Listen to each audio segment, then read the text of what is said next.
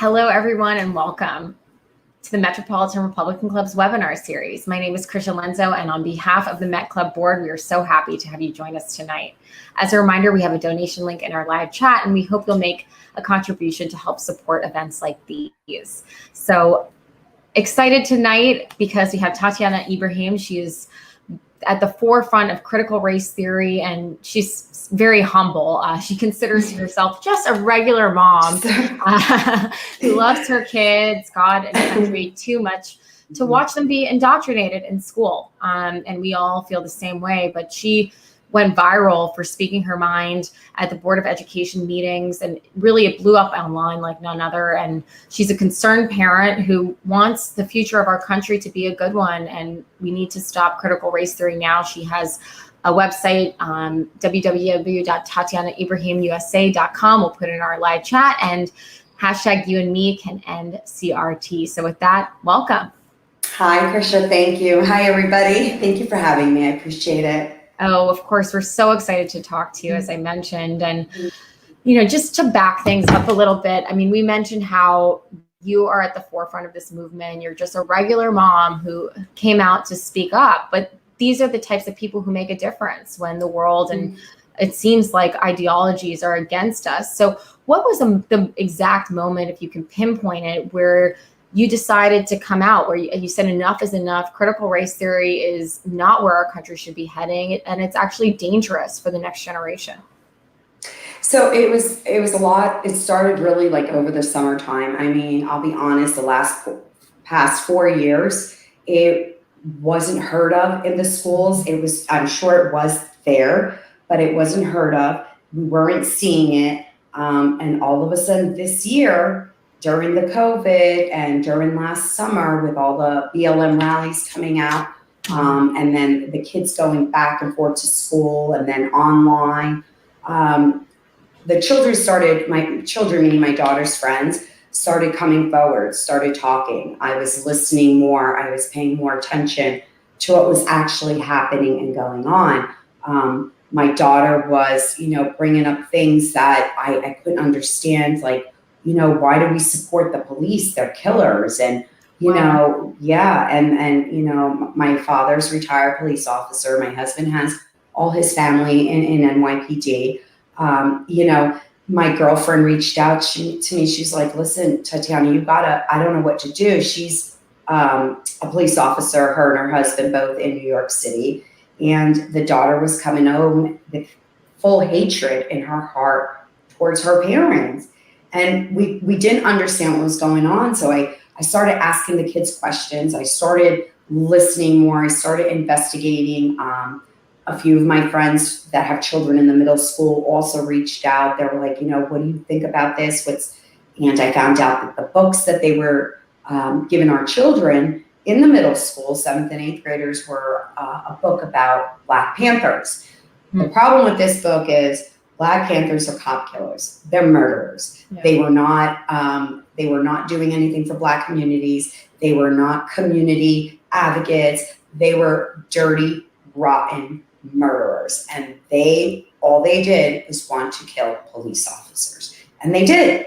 And in the book, they're glorifying them as great activists, and then when you ask the question, well, okay, what about we give a book about the KKK and a white child's perspective being in the KKK and looking at Black people? Oh, that's racist. Oh, that's racist. So it's always one-sided. So, sure. I was listening, and on top of that, they're asking for $133 million for a school budget. And, I had enough. I'm tired. I'm giving. You're destroying our kids. Yeah. They're so confused. It was enough. And I says, you know what? I'm going into this meeting. They need to hear what I have to say. Yeah. And you said it. And I said it. You said it. You told them. I did. Yeah. I did. Yeah. So what was their reaction? I mean, I've seen the video, but can you just tell the audience, how were you received? Well, from the Board of Ed or the community, from the Board of Ed? From everyone right now. So the Board of Ed was, I think they were shocked. I don't think that they expected that. I had the proof in my hands. So after the meeting is when I handed it to the superintendent and the assistant superintendent. But it didn't matter because I later found out just recently that the superintendent knew about this book the whole time. So, you could sit there and act. She didn't say a word, but I perceived it like, oh, she didn't know anything, right? But she knew. They were shocked. I know they were shocked. They didn't know what to say. They think that I don't know about their little perks that they get as Board of Ed members. They don't receive a physical paycheck, but they receive plenty of perks that we do know about and still working on coming out. The community was, I was so overwhelmed with their support, and they were calling me and people even found my phone number. They were calling me and texting me and they came to my house. Thank you. We want to help. And then you have those few, the angry, they're jealous. They don't, they can't understand. They're in denial. And, we have to kind of feel bad for them, pray for them, right? Because definitely they don't know any better, So, but other than that, it's been very positive, a lot of positivity. Yeah. It really gives me more motivation to just push forward. It's great. Especially since it is such a fight and you are a mother and you want to, give it your all, and you truly have. So we also are cheering for you too. Definitely. So when it comes to critical race theory, can you tell us a little bit more about the whole process and what goes into it? I know you mentioned some of the books that were presented, but can you explain a little bit more about what really is this, what this ideology is? So critical race theory also involves systematic racism in it. Mm-hmm. So in a short term, they are making it that racism occurs on the middle and the immediate introduction of two people. So example, if you and I meet, I'm Black, you're white, you're automatically looking at me as Black and you're a racist. So racist, activities, racist words, racism will just start taking over. Critical race theory also involves that if a person of color, a Black person goes and gets a job, they're automatically looked upon as a Black person and their color as opposed to their academic skills or their performance. So racism starts from the moment of meeting someone opposite that is not white. It also teaches that Blacks are oppressed, the whites are the oppressors. So white people are automatically at fault because a Black person cannot succeed in life. I mean, that is the most insane thing I've ever heard in my life. It is disgusting. So you're basically saying, what they're saying is that because a person is a different skin color, they can't be successful in life. Right. Yeah, it doesn't make sense. And it's so many assumptions you're making about a person. And, we have Black leaders in our community who revere. So again, as you described, it doesn't make any sense. In terms of the social media response that you received too, how was that? And have you found that your voice has been stifled online because, this tends to be a somewhat, conservative ideological, what you're saying is not really supported by the left? Well, I mean, let's face it, the left they're lost. Mm-hmm. I mean, teaching critical race theory teaches children to hate America. Yeah. Now, anyone that supports that living in America is a terrorist to me. You're a communist.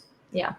Okay. So dividing and teaching children, dividing them by color, dividing by ethnicity, dividing by sexual preference, dividing them by, everything that the left doesn't agree with is, I mean, you can't win with them.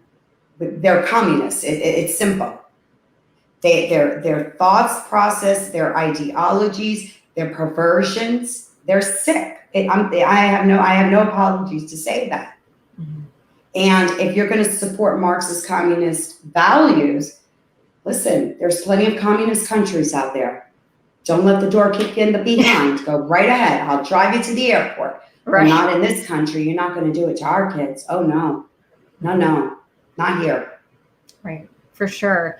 And in terms of your message, have you experienced any shadow banning or deplatforming, or, hopefully not, but. Well, the Board of Ed did. The last meeting, they wouldn't let me speak.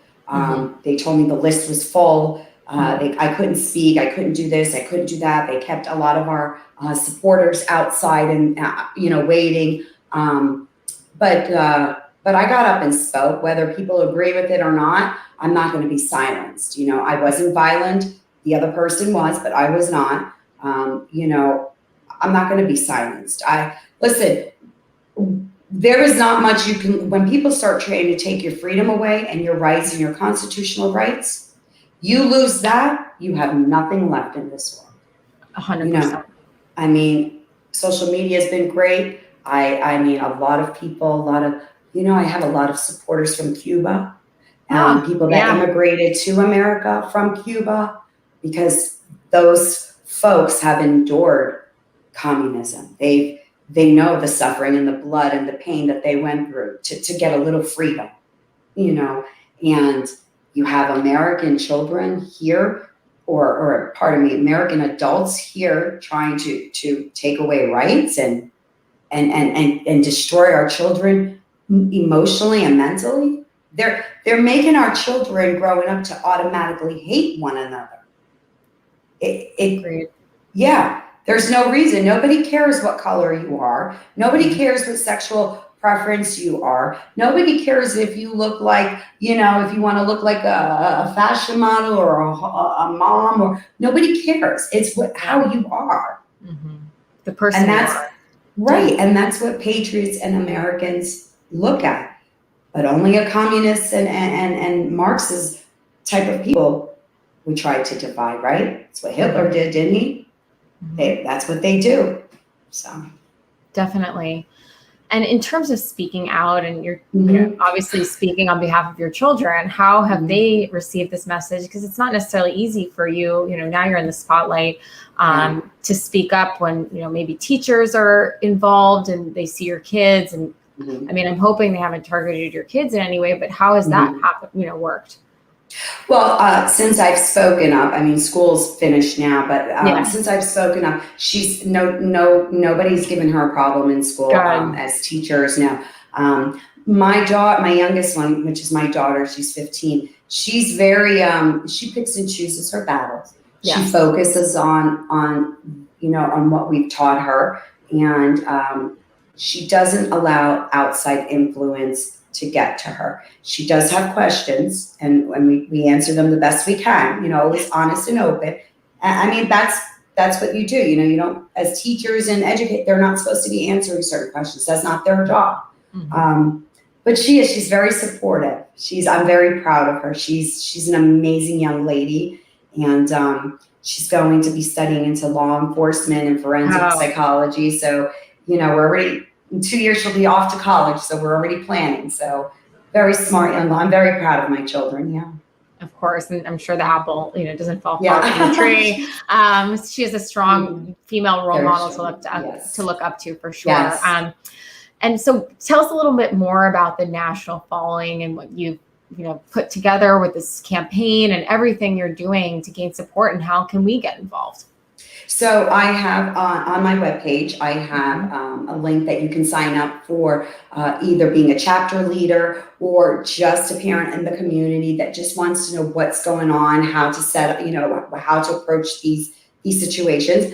I've already established chapter leaders in most of the states. We had our first Zoom meeting yesterday. They're now going to create their own platform in their community. And we're going to do district by district. However, in order to end critical race theory completely, we have to have a bill passed. It has to end. Now, New York State, we know obviously they're not going to work with us. We have a communist governor who's not going to work with us. No.